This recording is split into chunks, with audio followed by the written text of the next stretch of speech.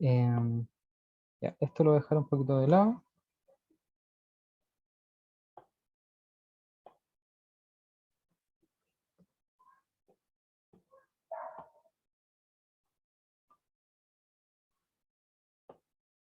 Ya, lo voy a dejar 2 páginas más abajo.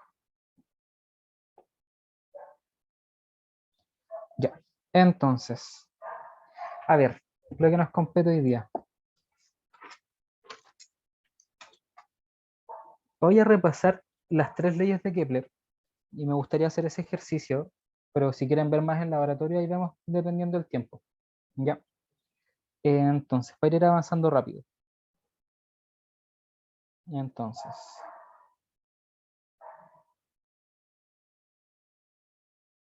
ayudantía 2. Ya, ya, entonces, para que vayamos entendiendo un poco en qué contexto estamos. Primero partimos con la ley de gravitación universal. Ya, y la ley de gravitación universal nos dice que dos cuerpos con masa tienden a atraerse y eso genera movimientos. Posterior a ese análisis, cada vez que hablamos de fuerzas, entendemos que dos objetos quieren juntarse si es que no hay nada que los frena. Entonces, en esa misma dinámica es donde viene el siguiente problema que se llama problema de los dos cuerpos. La pregunta es, ¿qué pasa si nosotros estamos en el espacio sin nada, no hay nada en el ambiente, no hay entorno, no hay roce, no hay aire, nada, nada, nada, y solamente existen dos pelotitas? Solamente existen dos pelotitas. Yo voy a decir que tenemos la pelotita 1, que me quedo muy grande. La pelotita 1, voy acá a dibujar en rojo la pelotita 2. Cuando tenemos dos pelotitas en el espacio, en el vacío, y no hay nada, estas dos pelotitas van a, bueno, si tienen masas similares, voy a decir que existe un M1 y un M2, donde M1 es mayor que M2, pero no tan mayor, dejémoslo así como que no es tan grande, digamos que uno pesa, no sé, 50 kilogramos y el otro 40, ¿ya? Lo que va a ocurrir con esto es lo siguiente. Van a aparecer esas fuerzas gravitacionales que van a hacer que se atraigan. Entonces va a aparecer la fuerza de gravedad. Entonces va a aparecer F2/1 y F1/2. ¿Ya? Cuando tenemos esta situación, lo que nosotros vamos a ver es que estos dos cuerpos se van a empezar a acercar. ¿Ya? Se van a empezar a acercar. De tal forma que en algún momento estas dos cosas empiezan a girar así. Bueno, si ahora yo supongo, si M1 es muy, muy mayor que M2, lo que va a ocurrir es que M1 va a sentir la fuerza de atracción de 2,1 y la pelotita roja, la voy a dibujar más chiquitita, también va a sentir esta fuerza de atracción 1,2. ¿Ya? Y lo que va a pasar es que sobre el centro de masa, o sea, el centro de masa de entre estos dos cuerpitos va a quedar por aquí. Como M1 es mucho más grande que M2, va a quedar tan cerca de este punto que va a ser como si este punto estuviese sobre el centro de masa. Entonces el movimiento se va a empezar a ver así. Este objeto va a empezar a rotar alrededor de la masa M1. ¿Ya? Esta rotación, este movimiento en el vacío genera que una masita se empieza a mover alrededor de la otra y además ocurren cosas. Se tiene que conservar la energía porque en el ambiente no hay roce y la fuerza gravitacional es conservativa. ¿Ya? Si la fuerza gravitacional es conservativa, quiere decir que la energía solamente se va transformando y que va generando estas vueltas. Además, como no hay fuerzas externas, todo tipo de momentum se tiene que conservar. Momentum lineal, momentum angular. Y son estas cosas las que generan que una masita empiece a girar alrededor de la otra y que el movimiento de esta masita con respecto al centro de masa sea casi imperceptible. De tal forma que esto nosotros lo podemos adecuar y adaptar porque los cálculos van a coincidir en que la masa M1 la podemos dejar sujeta a un punto y yo puedo poner un sistema de referencia sobre este punto y la masa M2 simplemente va a empezar a girar. va a describir esta trayectoria. Ya, y voy a poner acá una velocidad tangencial y una velocidad tangencial aquí para que uno asumamos en qué punto está la velocidad. Siempre tangencial. Y ahora, ¿qué hizo Kepler? Kepler dijo lo siguiente. No me acuerdo muy bien cómo era la historia. No me acuerdo muy bien si fue Kepler o otro. Pero había un físico que tenía la noción de que todo el universo era ordenado. No era un cosmólogo, que tenía la noción de que todo el universo era ordenado. Y esta persona creía que todos los movimientos tenían que regirse bajo simetrías, que era algo ad hoc a la época. Simetrías. Eh, entonces, cuando Kepler llega y dice, ¿saben qué? Yo me he dado cuenta que acá no hay una simetría exactamente así como un círculo, no hay cosas, no hay geometrías exactas. Entonces lo que ocurre es que Kepler dice, aquí todo calza, o todas las posiciones que podemos ver en el espacio, calzan con una elipse. ¿Y cómo dicen esto? Lo que hacen, y es lo que, lo que hacen en su laboratorio, es sacar una foto al cielo. En esa época no sacaban fotos, como que miraban al cielo y decían, oh, esa estrella está en el mismo punto donde yo la observé ayer. Y dibujaban. Y así es donde iban haciendo planos de coordenadas. O sea, planos coordenados. Entonces, aquí es donde llega lo interesante. Si proponían, en base a los datos que iban sacando, si proponían que todo el universo o todos los planetas alrededor del Sol giraban generando círculos, como que no cuadraba. Como que los datos se corrían un poco, las proyecciones y si las proyecciones que trataban de hacer no eran consistentes con lo que estaban viendo. Y aquí llega Kepler y dice, ¿saben qué? Estamos puro hinchando, estamos proponiendo fórmulas perfectas que no coinciden, probemos con otra cosa. Y a ella se le ocurrió la magnífica idea de decir, bueno, ¿qué pasa si probamos una elipse? Y coincidió que desde el punto de vista que ellos estaban observando, si ellos suponían que todos los cuerpos se movían como una elipse, eso quería decir que entonces, o sea, si ellos suponían eso, todos los datos y las predicciones que ellos estimaban calzaban. Entonces ellos tomaban 4 o 5 datos y decían, bueno, con estos 5 datos tienen que ser parte de una función, digamos, que dibuje la elipse en el plano que estoy mirando. Y eso pasó. O sea, todos los datos calzaban. Entonces la proyección que podían hacer calzaba con una elipse. Y pensar que eso es que los movimientos bueno, alrededor del Sol eran elipses, daba a pensar varias cosas. Lo primero es que en esa época todo era geometría. El cálculo diferencial, integrales y todas esas cosas no era algo tan... En una de esas ni existía. No tengo bien la noción de las fechas. Pero el punto es ese, que todo es geometría. Entonces lo hicieron calzar en geometría analítica, lo hicieron calzar todas las observaciones que tenían con una elipse. Y eso trae los siguientes temas. Entonces, primero,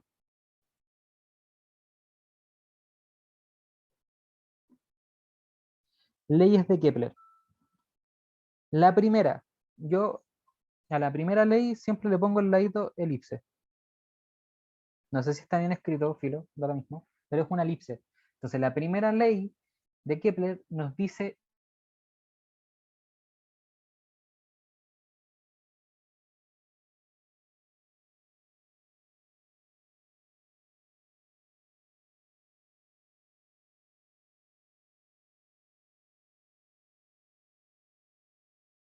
ser siguiendo trayectorias elípticas, ¿ya? Y eso es lo que hay que recordar. Y ahora, ¿qué es lo importante de que... conexión inestable. ¿Se escucha bien?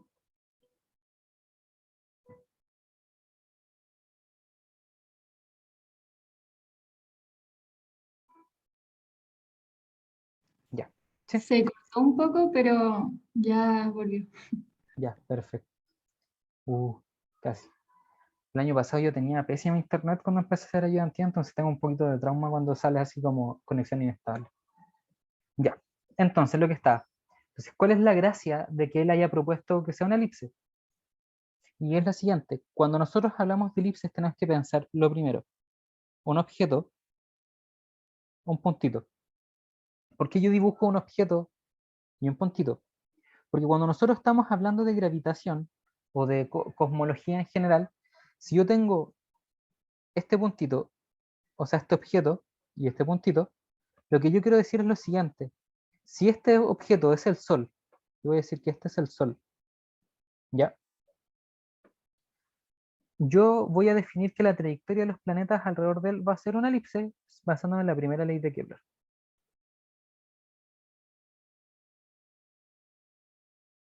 Entonces, lo que yo tengo que pensar con esto es, si hay un objeto en el espacio que genera perturbación, cualquier cosa que gire alrededor de él lo va a estar haciendo en forma de una elipse. Entonces, en el caso del sistema solar, si yo pongo el Sol en un punto, ¿qué es el Sol en la geometría de la elipse? Es un foco. La elipse tiene dos focos, uno y otro. Nos interesa el foco donde se sitúa el objeto que genera la perturbación en el espacio. ¿Y a qué me refiero con que genera la perturbación en el espacio? Que si tengo el espacio vacío y coloco el Sol, el Sol deforma el espacio-tiempo, viéndolo como desde la relatividad, deforma el espacio-tiempo y va a hacer que todas las cosas se atraigan hacia él. Entonces, nuestro objeto que genera un campo gravitacional es el Sol y siempre se va a colocar en un foco. ¿Ya? Colocándolo en un foco, yo puedo decir, ok, si yo tengo el Sol en un foco, cualquier cosa que quede alrededor va a generar elipses dependiendo de su posición inicial y etcétera, un montón de cosas. Entonces, ¿qué pasa si yo coloco la Tierra? Si yo coloco aquí la Tierra, yo sé que la Tierra orbita alrededor del Sol, siguiendo una elipse. Entonces, hay dos palabras que son muy importantes. La primera es el perihelio. El perihelio es la distancia más corta. Ya. Y hay otro dato o coordenada o información que es muy útil, que se llama el afelio. Distancia más larga. ¿Ya? Entonces, ¿qué pasa cuando yo tengo una elipse y tengo algo que gira en torno a uno de sus focos? Es que si yo planteo un sistema coordenado, yo voy a decir que esto es una línea recta, y que esto es el eje X. Sobre el eje X voy a tener una distancia más corta y una distancia más larga. Aquí mi elipse no quedó tan bien dibujada, ya, asumámoslo, pero tengo una distancia más corta y una más larga. Y lo que va a pasar es que cuando la Tierra se encuentre en este punto de acá, va a estar en el perihelio y esa va a ser la distancia más corta a la que la Tierra se puede encontrar del Sol. Luego yo tengo el afelio, que va a ser la distancia más larga, ¿ya? Y eso es lo importante. Ahora, hay hartos datos que caracterizan a una elipse. Entonces, ya no solo me interesa saber que los planetas o las cosas giran alrededor del Sol siguiendo trayectorias elípticas, sino que también me interesa saber un poco más de información geométrica sobre la elipse para poder relacionar cosas. Entonces, información geométrica. Si yo tengo una elipse, tengo dos focos, yo me voy a poner en el centro de la elipse. Y voy a plantear un sistema coordenado en ese sentido. Si yo me pongo en el centro de la elipse, yo voy a tener tres numeritos muy importantes. El primero es el semieje mayor. Semieje mayor. ¿Ya? Que es la distancia desde el centro hasta el punto más lejano desde el centro. ¿Ya? Desde el punto central al más lejano, el centro. Yo tengo que eso es la distancia A y se llama semieje mayor. Luego voy a tener el otro que va a ser aquí, que es B, y se llama semi eje menor. ¿Ya? ¿Cuál es la gracia de esto? Es que si yo corto, por ejemplo, por aquí, si yo corto a lo largo del semieje mayor, voy a poder generar una simetría. Si hago lo mismo acá al medio, también genero una simetría. ¿Ya? La elipse es simétrica.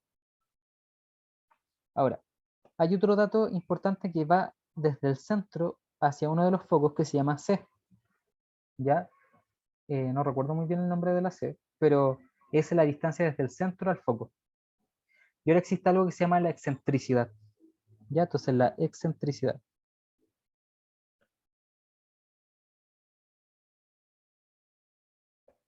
La excentricidad es una proporción, E igual a C partido A. ¿Ya?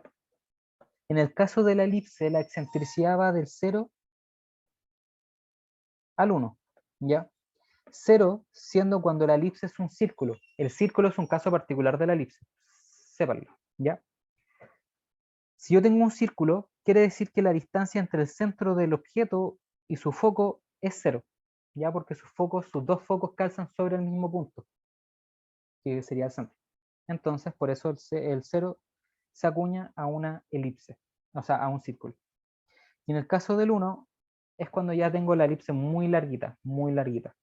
Entonces, ¿qué me dice la excentricidad? Es una proporción entre la distancia, o sea, el ancho del semieje mayor, y la distancia uno de sus focos.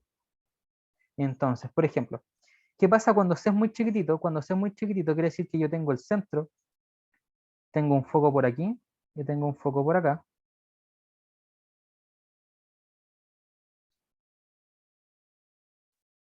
Entonces, esto es así. Ya tengo casi un círculo.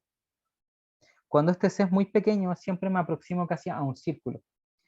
¿Por qué? Porque tiene que existir esta relación. A cuadrado es igual a B cuadrado más C cuadrado. ¿Ya? Esa relación tiene que existir. Esa relación se cumple y fíjense qué pasa. Si yo tengo que este es muy chiquitito, quiere decir que B tiene que ser muy grande para poder igualar a A. Entonces, si este es muy chiquitito, como aquí, B tiene que ser más grande de tal forma de que esta relación se cumpla. Mm, ¿Ya? Entonces, fíjense qué pasa en un círculo. ¿Qué pasa cuando tengo un círculo? Cuando yo tengo un círculo, en un círculo, C es igual a 0. Como C es igual a 0, quiere decir que A cuadrado tiene que ser igual a B cuadrado. Eso quiere decir que A tiene que ser igual a B. Entonces el CMG mayor y el CMG menor son iguales.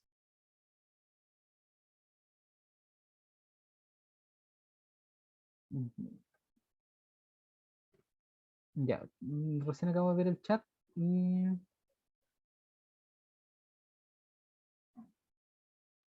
ya. Eh, claro, menor perihelio quiere decir que pasa más cerca del Sol. De hecho, si el perihelio es 0, quiere decir que algo pasa sobre el foco. Hay cosa que no pasa, pero podría ser el dato. Y que ahí preguntan si a menor perihelio quiere decir que entonces está más cerca del Sol. Y sí, si el perihelio es más chiquitito, quiere decir que la distancia entre el planeta o el objeto que orbita en el punto más cercano al foco es muy chiquitito. Entonces sí, si en el foco está el Sol, el planeta pasaría más cerca del Sol. Y la excentricidad no se calcula en valor absoluto precisamente porque son valores positivos, son distancias, ¿ya? Y no precisamente un sistema de referencia, sino que en geometría, a ver, no es como que no usemos sistema de referencia, pero son medidas estándar. Entonces, yo no es como, si yo tengo un sistema de referencia como el que dibujé acá y uso A negativo, no me dice nada porque estoy midiendo de aquí hacia allá, pero el valor es una distancia, entonces de por sí, por definición ya es positivo. Lo que pasa es que aquí esto es al cuadrado y así porque cumple cierta relación con el teorema de Pitágoras. Ya, pero es como muy a priori eso del teorema de Pitágoras. Pero es con una relación que tiene que ver con lo siguiente. Que siempre se tiene que cumplir que yo tengo, si yo tengo un punto aquí, no me acuerdo muy bien cómo era, pero estas dos cositas siempre tienen que ser igual. No me acuerdo cómo era la proporción, pero eh, hay una relación entre la distancia que hay por aquí y la distancia que hay por acá. Como que algo así es, no me acuerdo muy bien. Eh, entonces, a priori todos los valores son positivos, al menos todos los datos importantes. La forma de caracterizar una elipse, los valores son positivos. Entonces, el E tiene que ser positivo por naturaleza. Y si fuese negativo, creo que eso es para casos muy particulares. Lo que pasa es que en este curso no van a ver la demostración completa de ¿cómo se llama esto? De la... de esto. Porque es bien larguita y involucra matemática que no han visto. Entonces, por ejemplo, acá yo para una ayudantía de dinámica la hice, entonces parto de la granjiana, que son cosas que no tienes que saber, a menos que se vayan a mecánica y obras civiles. Entonces, de ahí salen un montón de cosas. Y en un punto es donde es importante el tema de la excentricidad, porque si la excentricidad toma un valor positivo o negativo mayor que 1 o menor que 0, quiere decir que estamos hablando de una parábola, una hipérbola, etcétera. Entonces, creo que lo tenía por ahí anotado. Acá está. Excentricidad igual a 0, creo que estamos en un movimiento circular. Mayor que 0 y menor que 1 estamos en una elipse. Mayor, o sea, igual a 1, no me acuerdo qué significa, y mayor que 1, acá está. Igual a 1 una parábola, mayor que 1 una hipérbola, pero no hay definición para un valor para la excentricidad negativa. No hay una definición, porque no puede ser. ¿Ya? Así que siempre va a ser positivo. No un valor absoluto, pero es porque los datos son positivos. ¿Sí? ¿Se entiende? ¿O me fumo yo en la ola?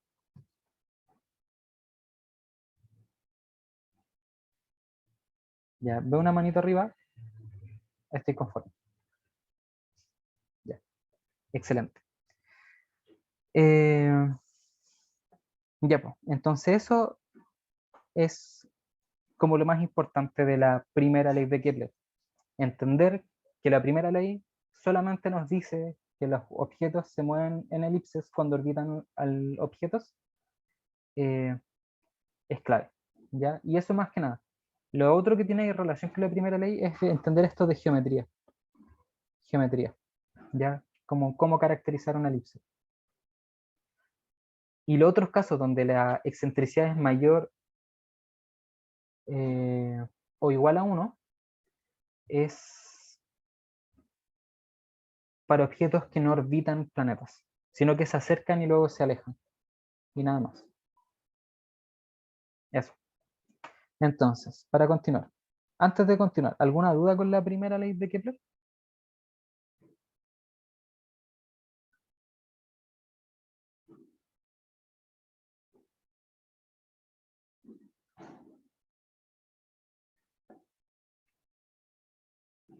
Ya.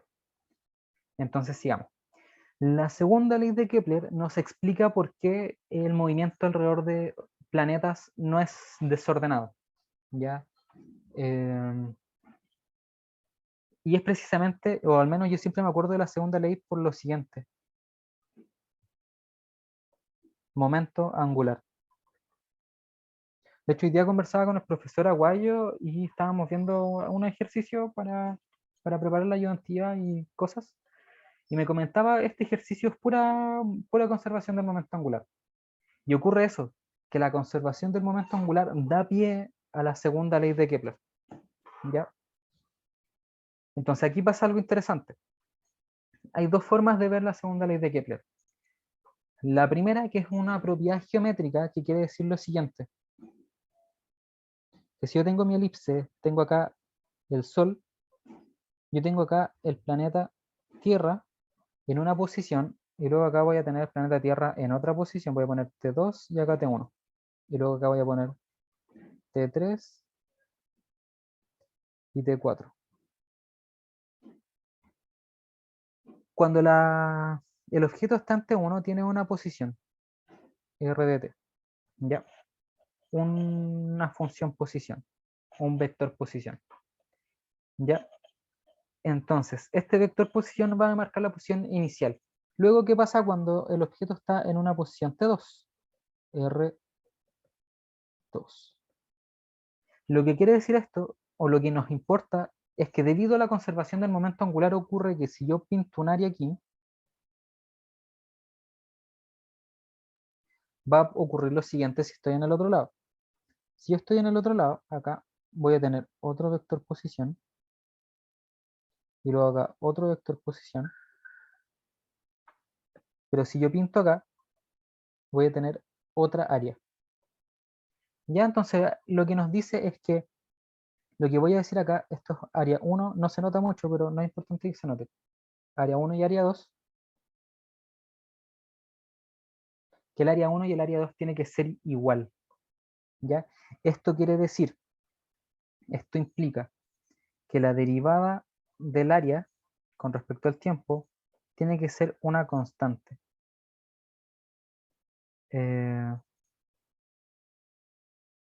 MP. Ahí voy a corregir, no sé si es la masa del planeta o la masa del Sol. Ya, pero lo voy a corroborar. Entonces, ¿qué nos dice esto? Lo importante es que el radio vector, o si el radio vector, que es el vector que define la posición con respecto al sistema de referencia del planeta, quiere decir que en cierta cantidad de tiempo yo voy a recorrer o voy a barrer cierta cantidad de área, ¿ya? Y esa cantidad de área tiene que ser siempre la misma. Entonces, si yo defino, si yo voy a usar aquí, están en multi, ya, voy a hacer separación de variables, quiere decir que voy a mantener el diferencial de A en un lado y voy a tirar el diferencial del tiempo al otro. Eso es solamente cuando alguien les diga voy a usar separación de variables, es que voy a tirar los diferenciales de un lado para otro, como si fuera una derivada implícita. Si yo hago eso y yo defino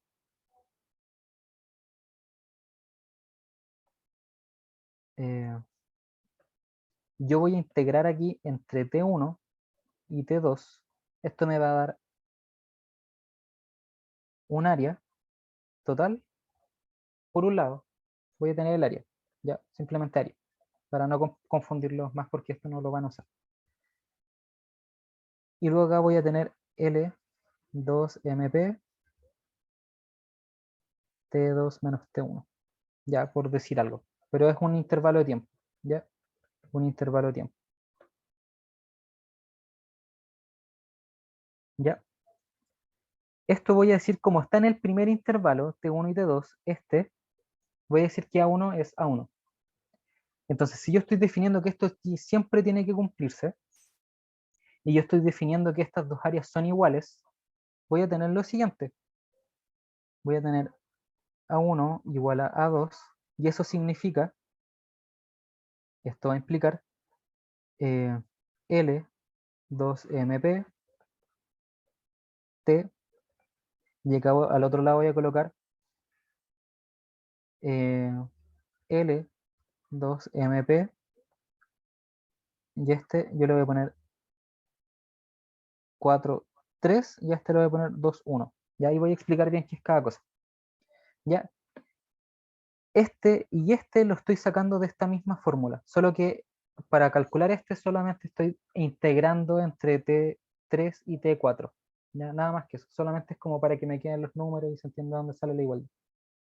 Pero si yo asumo como verdadera la segunda ley de Kepler y tomo en cuenta que para áreas iguales, o sea, si yo estoy en un punto y recorro un área y estoy en otro y recorro la misma cantidad de área, esto va a implicar entonces que estas cosas también son iguales porque salen de la misma propiedad. Entonces el intervalo de tiempo T2,1 tiene que ser igual al intervalo de tiempo 4,3. ¿A qué voy con esto? Es que el tiempo que me demoré en recorrer esta cantidad de área tiene que ser igual al tiempo que yo me demoré en recorrer esta otra cantidad de área. ¿Ya? Y ya el dibujo no se aprecia muy bien porque se ve que está muy grande con respecto a esta otra, pero esa es la idea. Si yo voy acá en un intervalo de tiempo T2 y T1, como en ese rango de tiempo, tengo que recorrer la misma cantidad de tiempo que este otro intervalo. Por eso estas variaciones de tiempo son iguales, porque el tiempo que me demoré en recorrer A1 tiene que ser igual al tiempo que me demoré en recorrer A2, siempre que A1 y A2 sean iguales.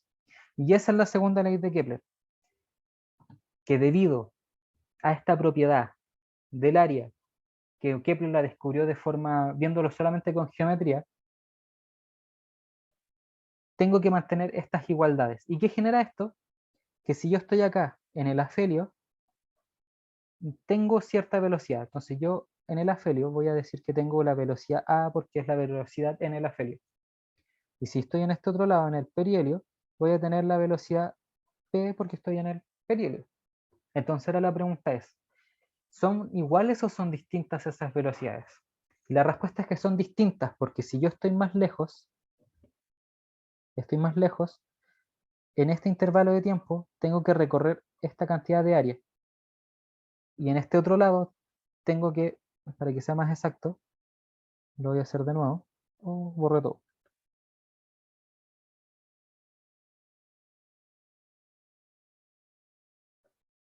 Tengo que recorrer la misma cantidad de tiempo, entonces tengo que como hacer un, un giro más rápido. Entonces, aquí yo tengo que ir mucho más rápido porque tengo que dar esta vuelta o esta curva en mucho menor tiempo, o sea, en el mismo tiempo en el que di este pedacito de curva acá. Entonces, las velocidades van a ser distintas. Entonces, pueden encontrar preguntas en el libro donde la velocidad, donde les pregunten, dada la velocidad del perihelio, ¿cuál es la velocidad, o sea, dada la velocidad en el afelio, cuál es la velocidad del perihelio? Esa es como la gracia. ¿Ya? Y esa es la segunda ley de Kepler. El momento angular, bueno, hay dos formas de verlo. Como Kepler, geométricamente esto tiene que cumplirse por a ese motivo él lo descubrió. Está en el libro bien detallado, revísenlo. Y la otra es a la Newton. Newton descubrió que se conserva el momento angular. Y si se conserva el momento angular, quiere decir, y recuerden que el momento angular L es el producto cruz entre el vector posición por el producto cruz entre el vector momentum. Y este vector momentum, si la masa del objeto es igual siempre, o sea, no varía, va a ser R producto cruz mv, ¿cierto? Entonces, la masa va a ser siempre constante y va a ser R cruz v. Esto me da cierta relación entre la posición del objeto y la velocidad que tiene. Entonces, si se conserva el momento angular, quiere decir que en este punto inicial tengo que tener el mismo R por V que en el punto en el que estoy acá. Entonces, veanlo de la siguiente forma. En el afelio, lo voy a hacer acá abajito. En el afelio,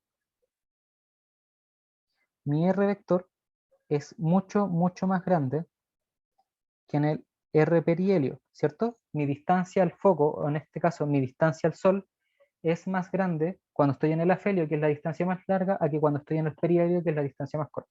Ya, entonces eso se cumple. Entonces por un lado tengo el afelio y el otro tengo el perihelio. ¿Ya? Si se cumple eso, por conservación del momento angular, quiere decir que en el afelio, tengo que tener una velocidad menor que en el perihelio.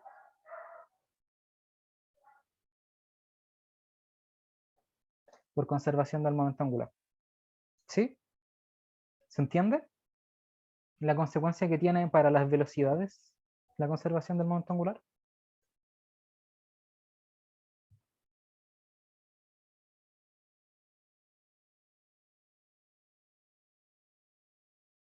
Ya, perfecto. Perfecto, perfecto. Y luego viene la tercera ley de Kepler. Bueno, antes de seguir, ¿hay alguna consulta o está todo claro?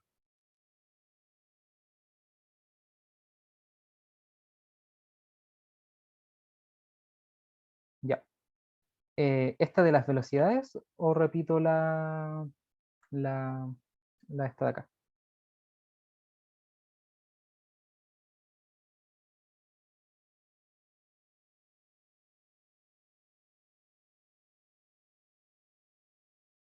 Ya, ya. Bueno, lo que decía, en vista de que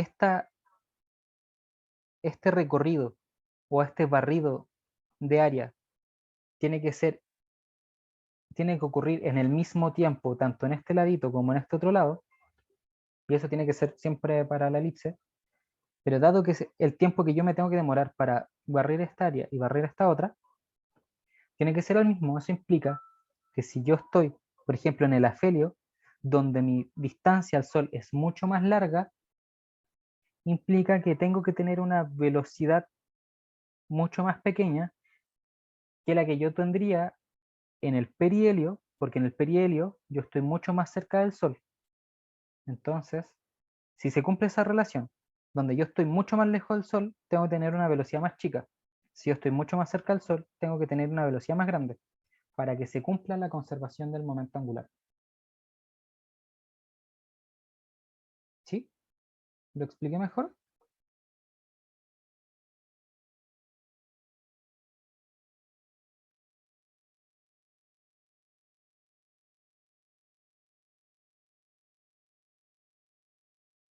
Ya, perfecto, perfecto, perfecto. Ya, entonces ahora la tercera ley, que esta, según yo, es la más fácil. La tercera ley. La tercera ley no le pongo nombre porque si yo pienso en la tercera ley de Kepler, es la tercera ley que tiene fórmula. Entonces para mí es así. Tercera ley, fórmula. Las otras, tercera, primera y segunda, tienen conceptos. La tercera ley es fórmula. Ya que debido a todo lo anterior, ocurre que se tiene que cumplir esta relación.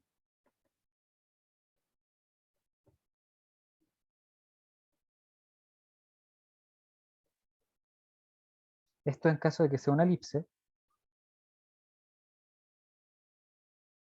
y es la misma,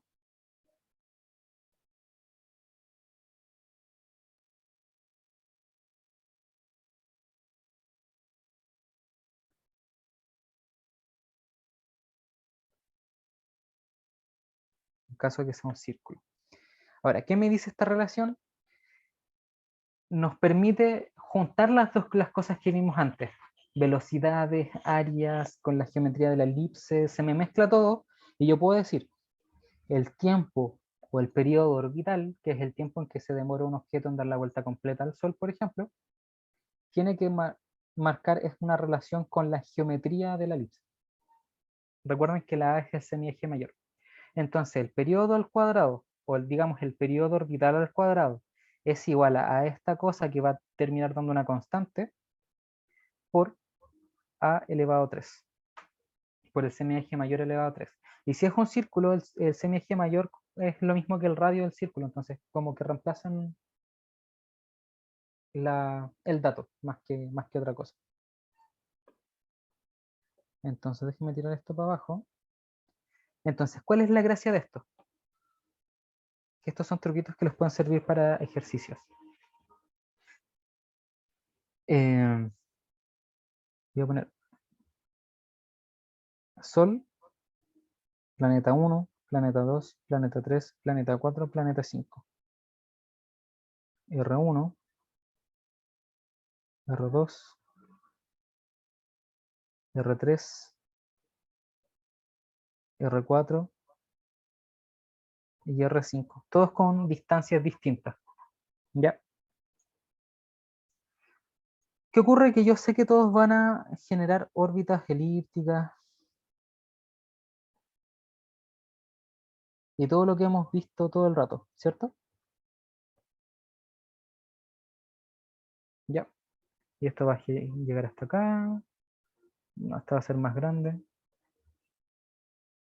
Esta va a ser un poquito más delgada, pero va a ser más larga. Y así. Bueno, eso. Movimiento. Ya hay movimiento. Entonces yo sé, puedo establecer lo siguiente. Quiero saber cuánto se demora el primer planeta. Entonces voy a poner el periodo de 1 al cuadrado. Tiene que ser igual a esto que voy a poner. Voy a poner KS por R1 al cuadrado. Ya. O sea, no, voy a poner A1 porque todas tienen semieje mayor distinto. Ya. ¿Cuál es el beneficio de poner KS? Que yo después puedo poner T2 al cuadrado igual KS por el semieje mayor de 2 y así sucesivamente con todos los planetas o cosas que tenga. ¿Y por qué puedo dejarlo simplemente como KS? Porque si se fija en este término,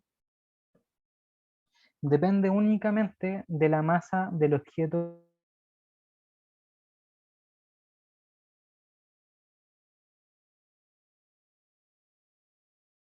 que era un planeta al orbitar. Y esa masa va a ser siempre la misma para todos estos planetas. Todos los planetas orbitan alrededor del Sol.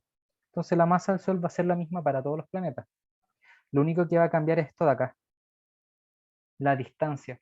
Si estoy en una elipse, para todos los objetos que orbitan el Sol tienen distinta semieje mayor, entonces el único valor que cambia y que va a generar que varía, o sea, que varía el periodo.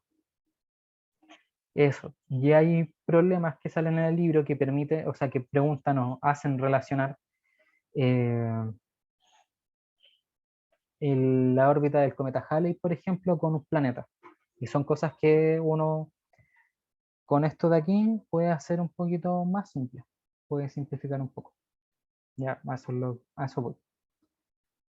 Eso, esas son las tres leyes de Kepler. Eh, si van a la tutoría, por lo que planificamos la semana pasada es hacer ejercicios de esto. Así que vayan, ya porque ahora voy a ver el tema del laboratorio. Ya, y la otra semana vamos a seguir haciendo ejercicio hasta que tengan la prueba. Ahí vamos a hacer mucho, mucho ejercicio. Ya, eso, ¿alguna consulta antes de continuar?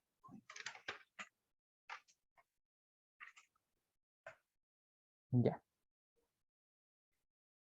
Ya, pues entonces, continuamos. Laboratorio. ¿Qué dudas tienen del laboratorio?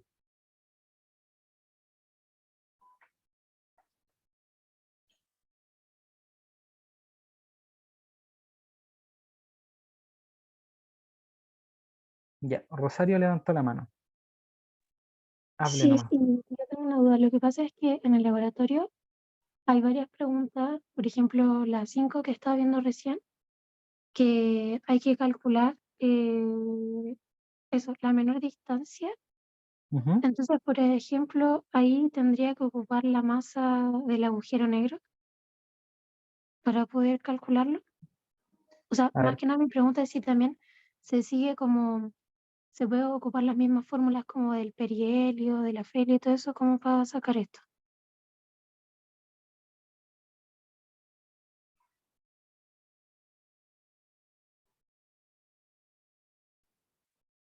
sí, se pueden usar las fórmulas. Porque mira, ahí dice, ¿qué tan cerca llega esta estrella en su punto de mayor acercamiento al agujero negro? El punto de mayor acercamiento es el perihelio. Entonces, te dan la excentricidad, que sería ese valor de E, y dan el periodo. Entonces, velo de la siguiente forma. Eh, a ver, volvamos a la ayudantía. Sí, yo estoy aquí. Ya. Te da la excentricidad, entonces tienes E, y por los datos de la tabla creo que también tienes, no, tienes el periodo y A, por los datos de la tabla. Como te da la excentricidad, puedes sacar C, y C es la distancia del centro a un foco, ¿ya? Y toda esta distancia de acá es A. Entonces tendrías esto y esto, todo eso. Entonces la menor distancia a la que se podría encontrar el objeto al objeto que genera el movimiento completo es ese pedacito de ahí, entonces tendrías que restar nomás. Pero si no me equivoco, creo que no está en la tabla de A ver, el déjame porque es revisar. la S62 y no está. Ah, ya, pero igual puedes sacar A, puedes usar Sí. formulitas. Porque La mira, te cosa dan la... Sí, sí, es dime, dime. que sí, estaba cachando que para sacarlo se podía usar como la fórmula del periodo, pero no sé si para la fórmula del periodo puedo usar como la misma gravedad o tengo que sacar como alguna constante distinta. O sea, la constante G es la constante de gravitación universal, entonces sirve para todo. Ya, Y la masa es algo que te preguntan, creo que más atrás, la masa cierto. del... Entonces ahí tienes los datos. Pero sí, se pueden Ya, usar las fórmulas. ya, vale, gracias. ¿Qué otra consulta hay?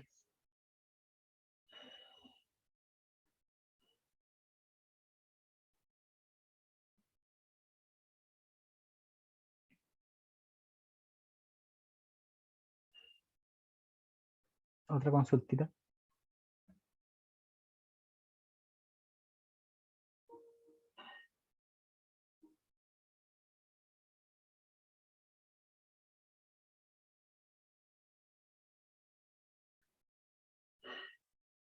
Ya.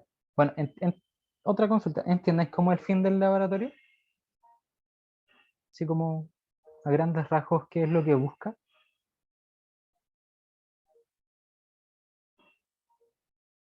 Porque estas igual son observaciones reales.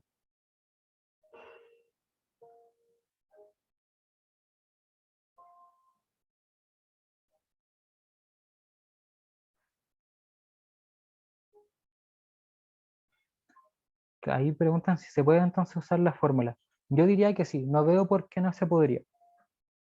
Igual tienen que justificar por qué y todo, pero sí.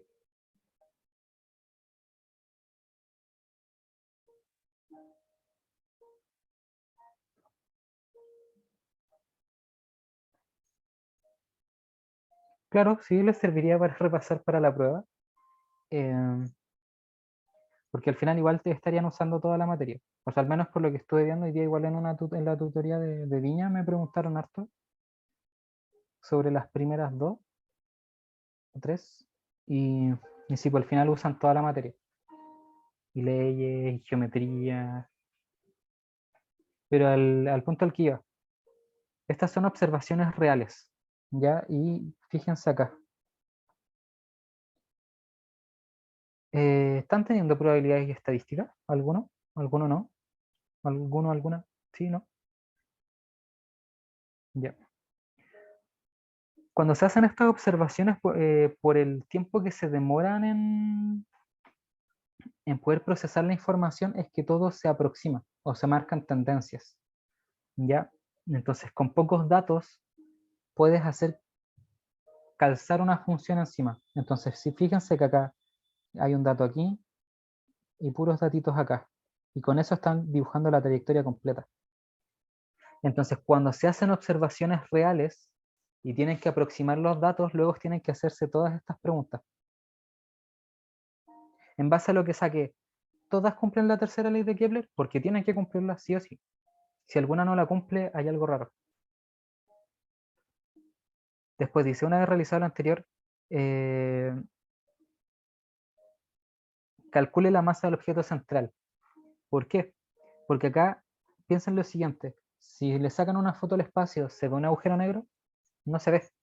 Entonces aquí lo que están viendo son muchas estrellas y en algún momento le sacaron fotos a esas estrellas y luego sacaron otra porque dijeron, wow, la anterior me quedó muy bacán y vieron que estaba distinta, pero que no cuadraba con el movimiento al que están acostumbrados, que era o lo que están acostumbrados a predecir. Entonces están viendo que de repente en vez de seguir por allá, como que giró y se fue para ese lado. Y así con todo.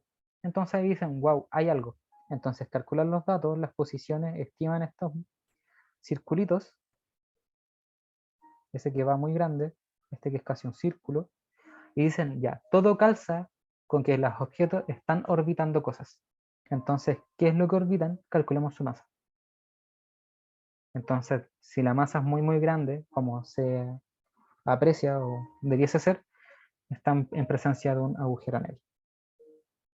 Entonces, son todas preguntas que es para validar que las leyes que conocemos se cumplen y validar que lo que estamos observando cumple las leyes y no hay nada raro. Porque si hay algo raro, quiere decir que hay que entrar a pensar qué otro objeto o qué otra cosa podría estar ahí perturbando lo que nosotros estamos observando y será eso solamente, que hay algo que no estamos viendo. Porque si no hay nada que no estamos viendo y todo calza, o sea, y no nada calza, quiere decir que nuestras leyes fallan. Entonces, corroborar las leyes de Kepler o la ley de gravitación universal es algo que se hace siempre. Entonces, eso es como lo importante del laboratorio. O, bueno, si les gusta la física o son ñoños como yo, niños o ñoñas como yo, eh, esto tiene cierta magia. Pero eso, lean bien las preguntas y muchas son de calcular excentricidad, comparar semi-eje mayor, semi-eje menor. Sí, ahí Pasky tiene la mano levantada. Sí, yo quería preguntar que no entiendo muy bien cómo demostrar las leyes de Kepler en la primera. Ujú. ¿Con quién podemos empezar? Ya mira, cuando nosotros en general demostramos algo, estamos diciendo esto es verdad. Entonces, lo que queremos demostrar aquí es que estas cosas tienen cierta relación de proporción. Entonces, pensemos en la primera ley de Kepler. T al cuadrado igual a K agujero negro por A al cubo. Entonces, lo que debe pasar aquí es que esto al cuadrado y esto al cubo tienen que cumplir una proporción, que va a ser esa K. Y esa es la gracia. Todo tiene que cumplir una proporción. ¿Sí? O sea, Entonces al así es final como, todas tienen que dar la misma proporción, ¿cierto? claro, o aproximada. Siempre hay un margen de error, no sé, puede que no sé, pues, digamos, esta te da 1.000.003 y la del segundo punto te da 1.000.004 y no sé, la última, no sé, te da 999.900, no, perdón, números, 999.989. Igual hay como un margen, entonces como que probablemente no les den todas la misma proporción, pero sí podemos asumir que hay un porcentaje de error. Nacho tiene la mano levantada. Hola. Hola. Es que sabes que tengo un problema. ¿Cachai? Que hice un Excel con todas las estrellas y claro, hice como un ajuste lineal y ¿Ya? bacán, pues me quedó una línea, me quedó que eran lineales y perfecto. Pero no las pasé al sistema internacional. Pero en cuanto las pasaba al sistema internacional, no me quedaba que eran lineales. Entonces como que no cumplían las leyes. Eso es lo que... Y no entendía por qué, y he revisado como 30 veces y los datos también, también traspasados, por decir. Qué raro. Pero Tengo el Excel aquí, pues, o sea, si lo puedo compartir. ya, a ver, déjame echarle un ojo. Ya, perfecto. Déjame habilitar compartir pantalla y déjame dejar de compartir. Chuta, sorry si era mucho deseo. No, no, tranqui, es como apretar dos botones. Ya, bueno. Ahora sí puedes compartir pantalla. Ya, bien. También desordenado, sí, perdón. Eh, Mira, acá tengo, o sea, definí cada estrella, aquí como la A, B, C, y tengo, puse básicamente una al cubo, la otra al cuadrado, y saqué la relación. ¿Ya? Y esto me indica que son lineales, ¿cachai? O sea, que cumplen esa regla. Claro. Pero al pasarlas acá, que ya son números más grandes, porque las unidades astronómicas son como no me acuerdo cuántos millones de metros, hago lo mismo, pero mira cómo me queda. Y tengo unos números todos chanfle ahí dando vueltas, entonces no sé qué hacer. Pero hiciste lo mismo que en el de arriba. A ver, Exactamente lo mismo. ¿puedes alejar un poquito? Ahí.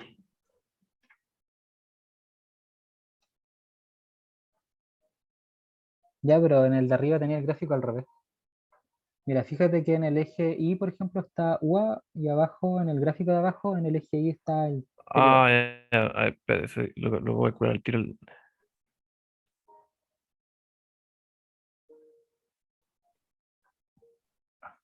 Aquí me duele la espalda. Ahí está dado vuelta. Mm, mm, mm.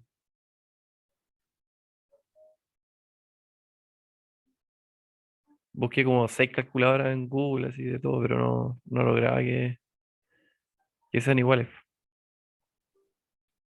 Ya, a ver, déjame revisar una cosita.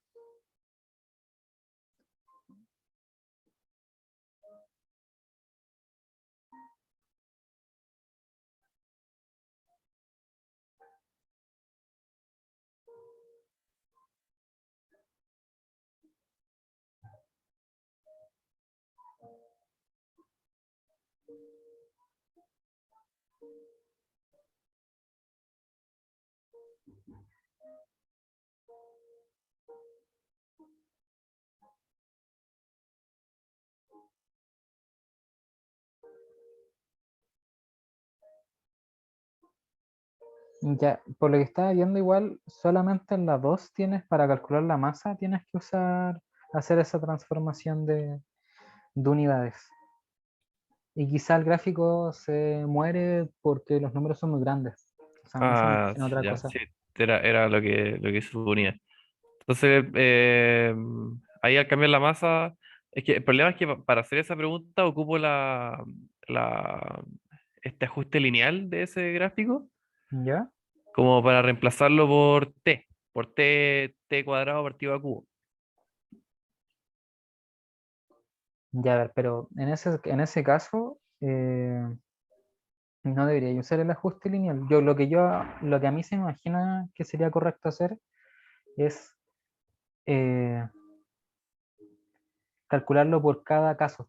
Entonces, en cada caso te va a dar una masa aproximada. Y con esa masa aproximada, ver a qué debiese tender a una línea horizontal. Así como Ya, perfecto. al mismo, o Sí, sea, lo que voy es que debiese tender al mismo término.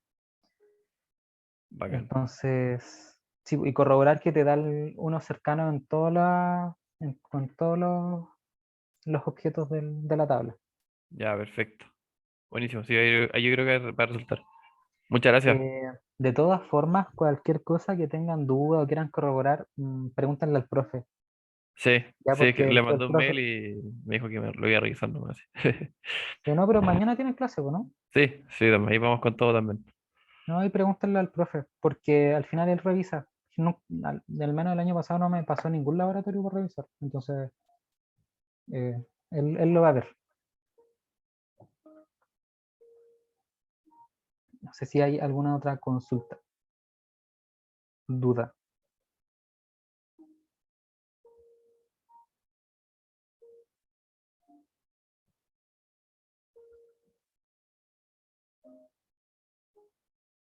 ¿No?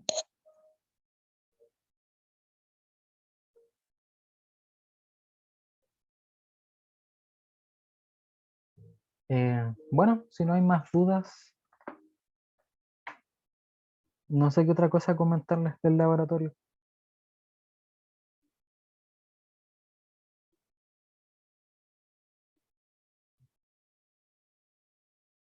Todos entienden bien la pregunta 1, 2, 3, 4. Por ejemplo, la 3 de noche me preguntaron harto. Por ese detalle que dice que es solo el único ejercicio en el que se puede asumir que está como en un plano del movimiento. ¿Se entiende bien eso? Sí, por sacar preguntas. Todavía nos queda un minuto.